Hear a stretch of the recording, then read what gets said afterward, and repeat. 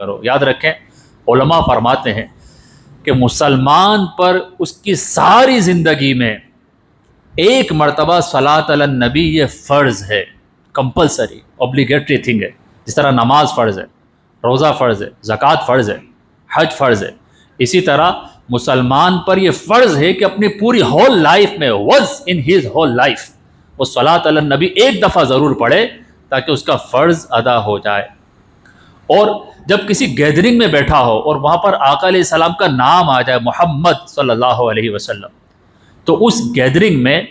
ایک مرتبہ صلاۃ علی النبی، نبی کا نام سن کر پڑھنا یہ اسینشل اور واجب ہے، اٹ از اے مسٹ،